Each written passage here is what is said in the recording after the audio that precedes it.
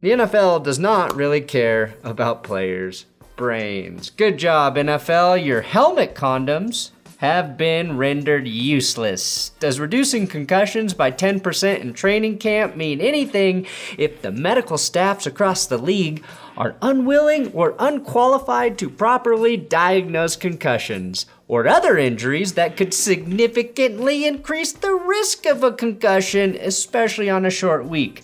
Tua Tagovailoa left Thursday Night Football with a nasty-looking concussion. If you were watching the game, this was the consensus reaction to his injury, because it was scary. It looked bad. The play itself, though, looked pretty innocuous. Tua was tackled on a clean hit after trying to extend the play.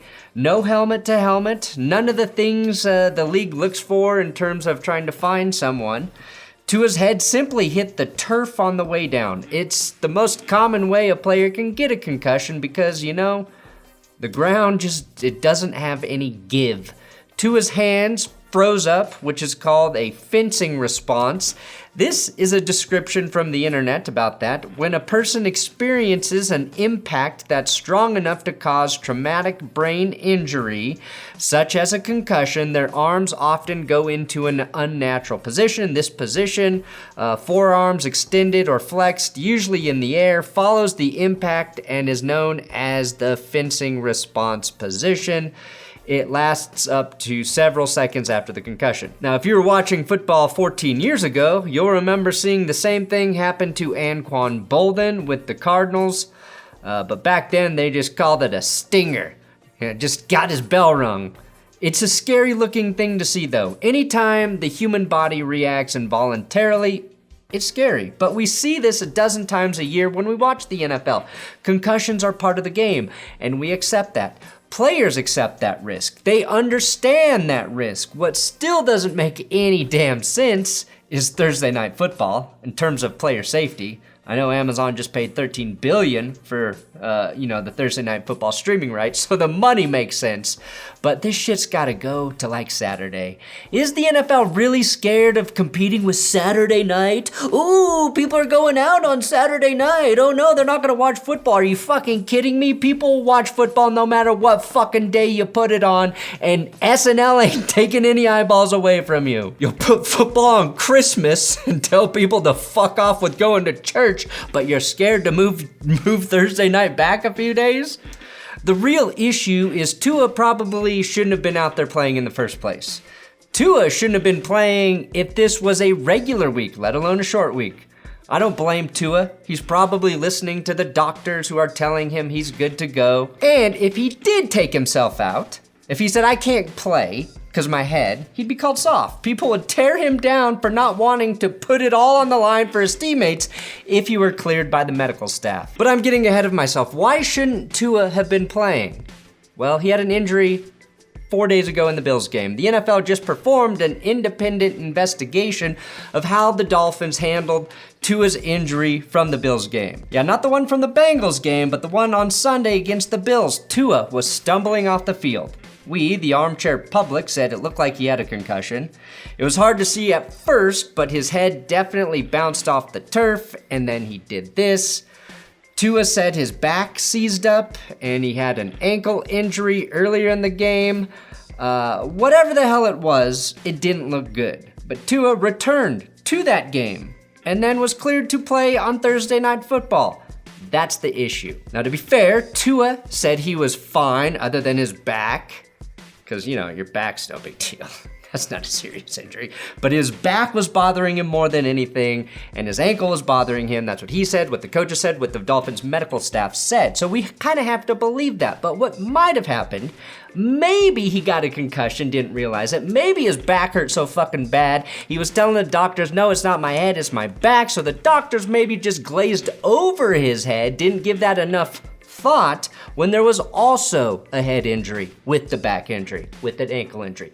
I'm just guessing. Regardless, the NFL looked into the situation, more so than they usually do, via an investigation, and determined that the Dolphins handled the situation appropriately, that all the protocols were met, which is very suspect when you see how severe his concussion looked in the Bengals-Dolphins Thursday Night Football game.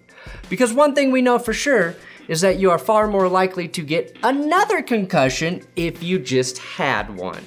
You're more likely to get a second concussion because less impact can be required to receive one. And if your brain hasn't fully healed from one, you are super fucked. And guess what?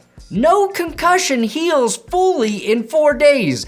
That's what medical science tells us. Approximately 80% of concussions resolve over 7 to 14 days with an average of 10 days. The general medical advice is that people with concussions should not be allowed to return to sports or other physical activities sooner than 1 week from sustaining the injury. If an average concussion heals in 10 days, how the hell did Tua, if he actually did get one, because we don't know for sure, how did he heal that quickly? He didn't. And just because his dad willed him to be left-handed doesn't mean he can be willed away from a head injury. Do you know what else doesn't heal in 4 days? Back injuries. Do you know what else doesn't heal in 4 days? A broken heart. But that's my problem to deal with. So maybe Tua didn't suffer a concussion last Sunday. Let's just say he didn't. But he fucked up his back. We know that. And if your back is messed up, your back holds up your head and neck. Your head. Your head is now in jeopardy as well because the thing holding it up is jacked. So maybe you didn't have a concussion, but the doctor's like, yeah, your back's messed up, but you can play through it. Nothing else bad can happen. We know that's not true. Now, the NFL has a concussion protocol. And oddly, some of the players, we see it, can clear concussion protocol in a week. Less than a week if they write it off as another injury. But the NFL should not allow guys to play a minimum of 14 days if they have suffered a head injury. No exceptions, just to be safe. If they actually care about head injuries, they can bring in head condoms, they can change kickoffs, they can protect defenseless players, which are all good. Those all help. But if they keep allowing guys to go back onto the field too quickly after suffering a head injury or not properly diagnosing a head injury, none of it matters. Because unless that's fixed, you are allowing the scariest thing to continue, which is a second head trauma to an unhealed brain. Now, to be fair to the NFL, they have gotten better at this. Compared to where they were 10 years ago and where they were 20 years ago, they have gotten better at this. But there's no excuse here, right? And an incident like this, there seems to be a lot of outrage, more than normal with this concussion because it was a primetime game and because everyone who watches football believes Tua had a concussion last week. Maybe he didn't. People don't know what the fuck they're talking about sometimes. We gotta admit that too, especially us viewers. There's a chance he didn't get it, but that doesn't change the circumstances around this concussion. That's why it's getting attention. And I don't want to accuse team doctors of not knowing what they're doing. That's not really fair. But it feels like team doctors are more willing to clear a guy than, say, a TMZ doctor. Knowing what we know today, there is no reason whatsoever for him to have come back to the game. No. God knows TMZ doctors are the most credible. Next to Dr. Phil's or Dr. Oz's. Those guys are tops. Now, the TMZ doctor made a point saying Tua shouldn't have allowed himself to go back into the Buffalo Bills game. I'd say that doctor's never had a concussion. You know what's hard to do when you have a concussion? Make sound decisions. I played with one. I didn't know I had one. It's like being super drunk and thinking you're okay to drive. Maybe you're the only person who doesn't know you can't drive. So you need some fucking grown-ups around you to say no. Get the fuck out of the game. Your health is more important than winning. Now, Mike Florio of Pro Football Talk believes people will lose their jobs because of this. I don't think that's going to happen because people in the NFL are very good. I mean, they've got a skill, a talent at deflecting blame and not accepting any more liability than they need. In the end, I don't think anyone or any party will accept responsibility because it was likely a group decision, spoken or unspoken, to let Tua play. So who is to blame? Well, probably all of us and our insatiable love for this violent game.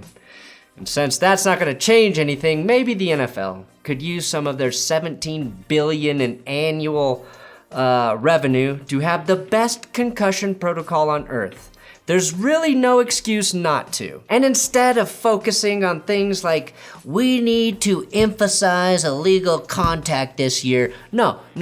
Let's get our head injuries and that process completely ironed out. Let's make it so good that every other sport, that fucking medical facilities start following what we do, how we innovate in actually diagnosing and treating players who sustain these injuries, so this shit doesn't happen again. Because the real thing out there with sports, as crazy as we fans are, we care about the players. People were genuinely concerned for Tua.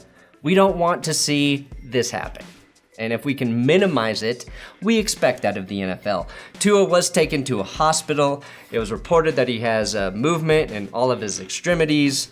And so let's just hope that his head is able to make a full recovery and that he's okay moving forward. Thanks for watching That's Good Sports. If you want a fun episode to watch, check out my Brandon Marshall Forgotten Beast episode that dropped today. And it's pretty good. It's nice.